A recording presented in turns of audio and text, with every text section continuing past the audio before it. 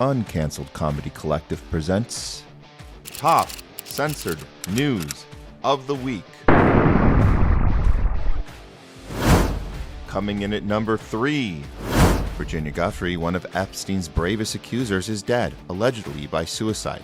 But everything about this is suspicious. Virginia Guthrie's death is being ruled a suicide, but there's more to the story than meets the eye. First of all, she had told doctors, therapists, and even posted publicly, "I am not suicidal." She was also injured in a suspicious car crash just weeks ago and posted to her social media that she had only days to live. Virginia exposed elites. She named names. Now she's gone, just like so many others tied to Epstein's network. To treat this as unsuspicious is, in and itself, suspicious. And now Virginia Guthrie's father has come out and denied her death was a suicide and is demanding a full, independent investigation. Virginia Guthrie was brutally raped and sex trafficked by Zionist Mossad pedophile Jeffrey Epstein. Now she's died, reportedly by suicide, and the authorities say there is no foul play and nothing to look into. At number 2, Israel did not attend Pope Francis's funeral and the media did not report on it. Irish President Higgins was the first to point out that every country attended Pope Francis's funeral except Israel. Yet the media was too busy reporting on what color jacket Trump was wearing instead of telling us this important piece of information. The decision to keep representation at the lowest level possible is a sign of how far Israel's relations with the Vatican have deteriorated since the start of the genocide in Gaza in 2023. It also follows an Israeli government decision to delete a social media post that has offered condolences for the Pope's death. Shortly after Francis's death was announced, the verified Israel account used by the government on X published a message that read, "Rest in peace, Pope Francis. May his memory be a blessing." It also showed an image of the Pope visiting the Western Wall in Jerusalem. The post was later deleted without explanation. Officials at the Foreign Ministry said its publication was an error. Meanwhile, Gaza Catholics watched from afar the funeral of Pope Francis, who called them every single night following Israel's mass invasion of Gaza and the genocide which followed. And coming in at number 1, the NIH and all of our health agencies are officially captured by Israel. The NIH, now led by free speech advocate Dr. Jay Bhattacharya, just issued a rule requiring scientists to pledge not to boycott Israel or lose funding. All 300,000 researchers working on NIH grants may not voice support for boycotts or similar protests of Israel. Doing so risks significant penalties. The new terms for research grants means that if you accept a grant, you cannot have any DEI program and you cannot discriminate against Israel or Israeli companies. That's oddly specific. So you're eligible for federal research grants if you boycott any country in the world except Israel. This along with RFK Jr., the head of the HHS, using his department platform to declare the number one health problem in this country is anti-Semitism. Our health agencies are now officially captured by Israel. Fortunately, we're here to bring you top censored news of the week. That is top censored news of the week. We're bringing you the stories the mainstream media just refuses to cover, but if they do cover them, they always do it in a very dishonest or sloppy way, and it's always on purpose. So the first story there, the Virginia Guthrie, I just want to let you guys know they've been watching us as long as we've been here, or even in the last 6 months. We've been covering Virginia. This isn't the first time we actually had her on the top censored news just a few weeks back when that car accident happened, and she was basically reporting to her private Instagram account, and then I guess it accidentally went public. She was telling the people privately that she was told by a doctor she had 4 days to live. This was like 3 or 4 weeks ago. And then when we broke that story, some people the media was deflecting that story and saying that she made it up or she's having psychological problems. But we saw those pictures. You guys saw the picture, right? That's her after the car wreck. This was about 4 weeks ago. And so when she's telling her own private followers on Instagram, I only have 4 days to live, we know something's going on there. And she again doubled down and said, "I am not suicidal." I repeat, I am not suicidal. So the fact that we can fast forward 4 weeks and okay, so it wasn't 4 days like she thought, 4 weeks, somewhere around there, 3 to 4 weeks. Now she's actually dead. And the biggest part of this story is that the media is telling us that there is nothing to look at here, even though her own father is telling us that it is suspicious and he's demanding an investigation. So the fact, and so this is somebody who, again, tied to Epstein, is one of the loudest voices of somebody that is accusing Epstein. There's an entire Epstein list, which you guys know. We're not holding our breath. We're never seeing this list. So how does this person who said over and over, I'm not suicidal, of course she has trauma, of course she has psychological stuff she has to deal with because of what she's been through, but to say over and over, I'm not suicidal, and then she ends up dead. The fact that they can even say this is an open and shut case is remarkable. And that is the story. That is the giveaway. Can you at least pretend to go through the process of investigating? Can you at least do the thing that we know police like to do when it says they go, oh, this looks a little suspicious. We'll go ahead and open up an investigation. We'll investigate ourselves, and then we'll report back to you later that there was nothing to see. Why are you so obviously telling us right off the bat there's nothing to see here? So that's the giveaway, and that's the number 3 story. Let's get into the number 2. Now, look, we covered the Pope's funeral and the discrepancy between whether or not the media was even reporting on his alignment with the Palestinian people. They weren't. We found out the Pope was calling the Palestinians in Gaza every single day. He was having phone calls with the Catholic faction there directly from Gaza. You saw the footage at the end of the Top Censored News, at the end of this story, where the people in that church were watching the funeral from Gaza on the screen. Those are the people he was supporting and connecting with on a daily basis up until he died. He spoke about it all the time, about Israel is not, this is not a war. This is from the Pope's mouth. This is Pope Francis. Israel is not in a war with Gaza. They are terrorizing Gaza. He called them terrorists. Why does the media ignore that? Why are we prosecuting and going after students who say this is not a war, this is a genocide?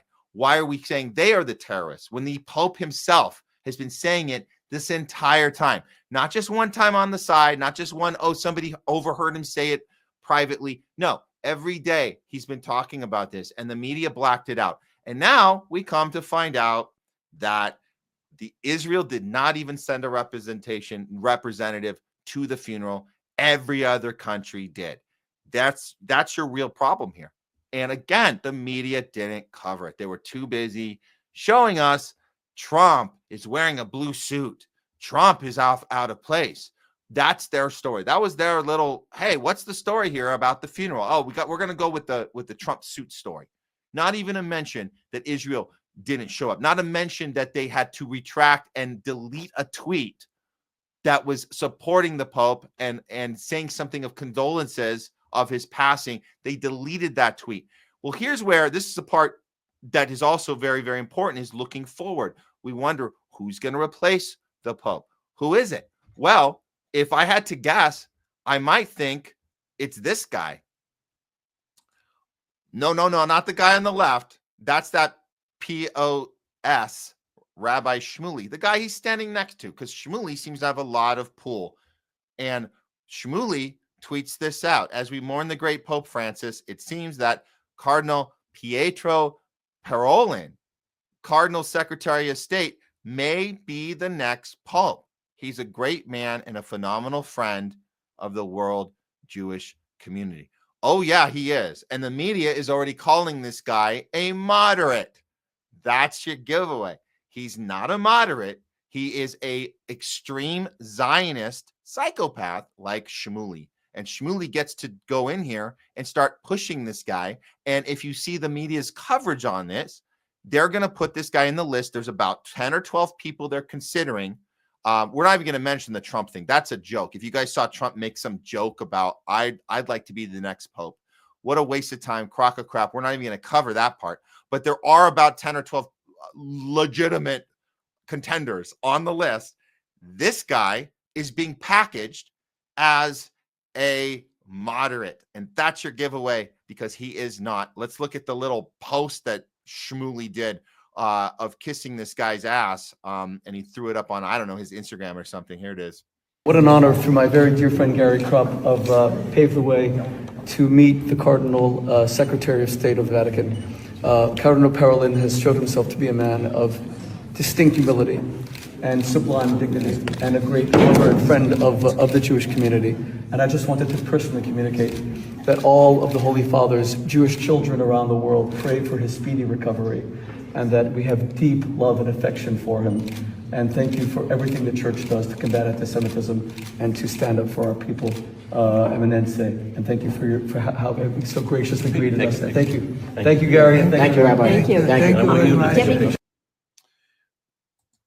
Clearly, this is a huge step backwards for the people in Palestine. It's a huge step backwards for humanity. If you're talking about that we need the Catholic Church to combat anti-Semitism, so this guy's going to be perfect, a perfect choice. Just keep an eye on him, guys. I'm telling you, this guy, his name is Parolin, and you're going to start seeing more about him. Mark my words, you're going to start seeing more about him on mainstream as they whittle the list down from 10 or 12 down to 3, down to 2. He's going to be on there. If he's not the final 3 or the final 2, you will see more about him because Shmuley seems to have some sort of pull in that arena. So just, we got to be careful. But this is a huge loss. The Pope, now he was horrible about the COVID stuff. We know that. We covered that. You guys can go back and watch our coverage on Top Censored News last week. We did a live Censored News last week. And that was the number one story. I don't want to leave that part out. That the Pope Francis was on the wrong side of history when it came to COVID. We know he mandated through the church, he mandated the vax to all his constituents all over the world. He had a massive pull to do that. Probably the individual that had the most influence on most of the population of the planet was the Pope. So he mandated 3 shots to people, and then all of a sudden stopped. The church as a whole, as a unit, decided to be quiet after the 3rd shot. They did not align with the CDC's recommendations of number 4, 5, 6, 7, 8, 9, 10. I think they're on 12 or 13 now. Don't forget to get your booster, guys, if you're on 13 or 14. I'm going to go get my 15th one after the show. So just know that the Catholic Church became mute about it after the 3rd. So anyways, he was on the wrong side of that. He was on the right side of the Palestinian people. And it goes to show you that when you're in power, you do have a choice sometimes. You do have a choice. You don't always have to go along with the institution. You can speak up for yourself. You can do what Pope Francis did, making phone calls where you shouldn't be doing that. The institution of the Catholic Church probably would not have liked him doing that, but he did it anyway. So you can go against the thing that is supporting your power. You can choose to sometimes go against it. And Pope Francis did do that when it came to supporting Palestine. So we do give him that credit. And it is very much a tragedy to see all of that ground and all that stuff he was able to do when he was alive is now no longer a thing. And it's a huge step backwards, unfortunately. Okay, number one story. We made it this one. The NIH, you saw it in the video. We're feeling like it's not just the NIH, but all of our health agencies are officially captured by Israel. And I say officially because when RFK Jr. goes on the HHS Twitter account and website and starts telling us that the number one health problem in our country, the number one health problem, it's not vaccines, it's not autism, that stuff. It's not measles, it's not bird flu. It's not our diet. It's not poisons in our food. It's not sugars. It's not the next COVID jab they're going to push on us. It's not all the fast food and all the sugars we talk about. It's not any of that. What it is anti-Semitism. That's the number one health problem, according to our new HHS secretary. So when we saw this break, we said, well, this pretty much sums it up. And Glenn Greenwald did a great job covering this story with Li Feng. And when the NIH is telling us that we will not fund any more research if the scientists that are doing the research on health, whether it's cancer research, whatever the issue is that they are investigating, funding, conducting, investigations on, they need money, they need grants. We will cut off your funding if you do not swear an oath and allegiance to Israel. If you in any way have any critique for Israel, not our own government, by the way, just Israel, not other governments, not other countries. They could have pretended it was about any government. Okay, you could have maybe got away with that, but it's specifically Israel. here it is. You guys this is on Twitter. I think we did go over this on Truthwire with Fiorella. We read this, so I'm not going to get into reading this entire document right now, but the point is, if you guys zoom in on this, you'll see that the definition of what they're not allowed to do, the boycotting of Israel, will result in funding being cut off. And they define the terms of that. And like I said, it's only one country. It's only Israel, not other countries, certainly not our country, the country we're actually in, the country that the scientists are actually doing the research in our country. They have to be totally loyal, swear allegiance to a foreign country. That's how we know that all of our health agencies, not just the NIH, all of them are now captured officially by Israel.